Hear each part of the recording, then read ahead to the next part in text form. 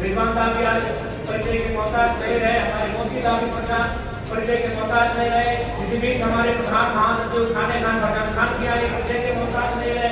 निश्चय आज है तो कल ये कोई बड़ी पार्टियां इनको टिकट ऑफर करेंगी, ये विधायक बन सकते हैं, बिल्कुल इनका काबिलियत है और इनका कहीं न कहीं क्षमता है। आज नहीं तो कल इनको कोई टिकट ऑफर करेगी, ये एनडीए इंडिया गठबंधन नहीं जा सकते हैं, लेकिन मैं ये और अगर 10 साल बाद पार्टी की सेवा करने के बाद ये मंत्री भी बन सकते हैं, लेकिन यकीन मानिए ये दिल से कभी खुश नहीं हो पाएंगे। हम लोग विधायक संसद नहीं बनने आए हैं, हम लोग व्यवस्थाओं को बदलने आए हैं।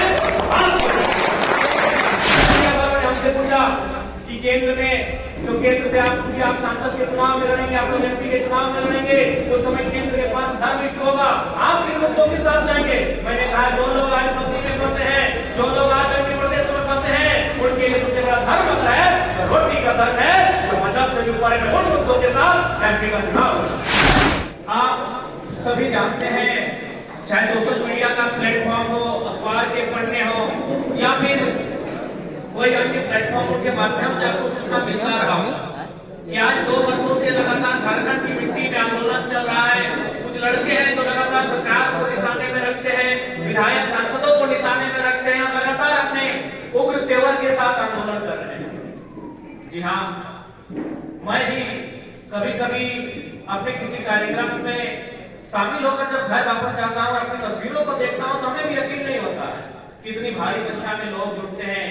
और कुछ दिन पहले ही हमारे प्रधानमंत्री गए थे, लेकिन वहां पर बैठकर दबाव बनाया गया था विरोधियों को कि आपको लोग लेकर आना है, और इतनी संख्या में लोग हमारे साथ क्यों जुड़ रहे हैं? भले हम लोग दिन में सभा करके चले जाते हैं, अपने भाषणों को रखते हैं, लेकिन रात को जाकर एक बार हम लोग भी आत्ममंथन करते हैं, चिंतन करते हैं क्या कर रहे हैं। तो दिल से अंतरात्मा से एक ही आवाज आती है कि ये जो लोग जो बिना किसी भाड़े के आए हैं, ये जो लोग बिना किसी खर्चे के आए हैं, सब पीड़ित ये पीड़ित लोग हैं, इसलिए आपके साथ जुड़े हैं। और इस झारखंड प्रदेश में शायद आप ही लोग हैं जो इस पीड़ित लोगों की आवाज बन रहे हैं। नहीं तो आज जितने भी लोग राजनीति में घुस गए हैं, प्रतिनिधि बनकर गए हैं, आज वो बोल नहीं पाते, आज अधिकार की बात को रख नहीं पाते हैं। तो ये हम लोग पीड़ित लोगों की आवाज बने हैं, इसलिए ये लोग बिना किसी शर्त के, बिना किसी भाड़े के ये लोग एकत्रित होते हैं। आज जब हम लोग 2 साल पहले इस आंदोलन को शुरुआत किए थे रणधीर वर्मा चौक, उससे पहले बोकारो कहता था, मात्र 50 की संख्या में रणधीर वर्मा चौक में हम लोग, लेकिन हमने कभी सपने में भी नहीं सोचा था कि जो संख्या 50 में थी वो कभी 50 लाख और 5 करोड़ तक जाएगी, ये हम लोगों ने सपने में भी नहीं सोचा था। तो फिर कारण क्या था? कारण यही था कि लड़ाई हक अधिकार की है, ये लड़ाई उन शोषितों की है, वंचितों की है, जो लगातार सदियों से अपने राज्य में, अपनी मिट्टी में चले गए हैं। आज 40% इस भूभाग में खनिज संपदा होने के बाद भी हमारे लोग मैक्सिमम प्रदेशों में, विदेशों में प्रवास करते हैं, तो कहीं ना कहीं ये दुर्भाग्य का विषय है। आज यहाँ विभिन्न धर्मों को मानने वाले लोग बैठे हैं। भारत देश में अगर धर्म कोड की बात कही जाए तो संविधान 10 धर्म कोड को मान्यता देता है। मैं सभी का आदर करता हूँ, किसी को नीम के पेड़ में शांति मिलती है, किसी को आम के पेड़ में शांति मिलती है, सबका अपना अपना मार्ग है। लेकिन आप लोग जितने लोग बैठे हैं, आप भी जानते हैं, अगर आप किसी की आस्था ईश्वर में, किसी के अल्लाह में, किसी की रब में है, तो आप ये मत अपने ध्यान में रखिए कि आप कुछ भी करेंगे उसका ध्यान बार-बार से धरती पे होगा। इस ब्रह्मांड में और भी दुनिया होगी, उसको बनाने में व्यस्त होगा। एक बात आप जान लीजिए, यदि आज हमारा उद्धार कहीं से होगा, आज अगर कोई हमें सुरक्षा प्रदान करेगा, आज कोई हमारे हक अधिकार की लड़ाई को लड़ेगा, तो कहीं ना कहीं वो सर्वोच्च मंदिर है हमारा, जिसमें सभी धर्मों के लोगों की आस्था होती है। इसे राज्य हम विधानसभा करते हैं और देश स्तर से हम सांसद होते हैं।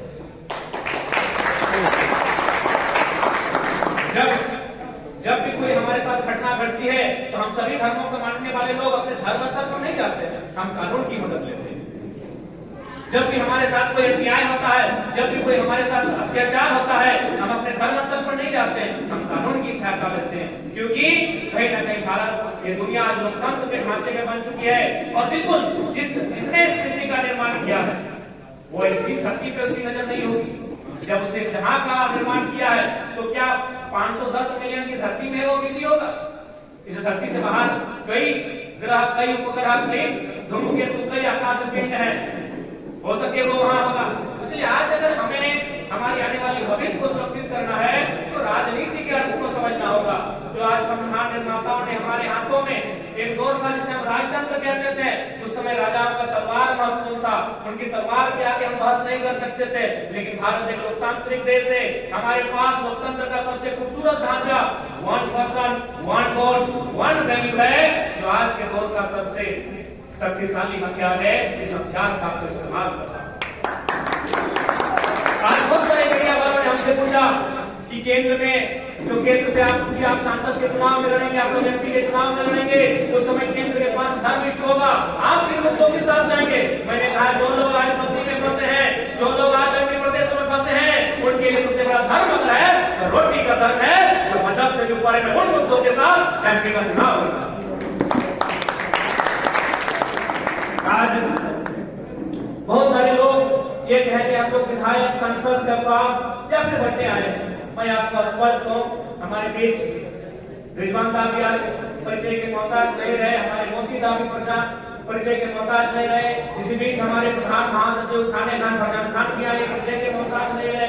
निश्चय आज है तो कल ये कोई बड़ी पार्टियां इनको टिकट ऑफर करेंगी, ये विधायक बन सकते हैं, बिल्कुल इनका काबिलियत है और इनका कहीं न कहीं क्षमता है। आज नहीं तो कल इनको कोई टिकट ऑफर करेगी, ये एनडीए इंडिया गठबंधन नहीं जा सकते हैं। लेकिन मैं ये हो सके 10 साल बाद पार्टी की सेवा करने के बाद ये मंत्री भी बन सकते हैं, लेकिन यकीन मानिए ये दिल से कभी खुश नहीं हो पाएंगे। हम लोग विधायक संसद नहीं बनने आए हैं, हम लोग व्यवस्थाओं को बदलने आए हैं। हम एक ऐसा आधार बनाएंगे कि हमारी पार्टी का अगर कोई कार्यकर्ता रहेगा तो वो अभिमान करेगा, हम एक ऐसा माहौल क्रिएट करके और आज शुरुआत हो चुकी है। आज हमारे पास एक मुखिया का एक वार्ड सदस्य का प्रतिनिधि नहीं है, लेकिन आज भी लड़के लोग बोलते हैं 2001 को हम लोग लगाते हैं और हमारा काम हो जाता है। कल ये का कोलियरी क्षेत्र का आदमी हमसे मिला, उसका काफी सीनियर था, वो वर्कर था वहां का, हमारे साथ फोटो लिया। हमने फोटो को क्या कीजिएगा? बोला बस कुछ नहीं, जनरल मैनेजर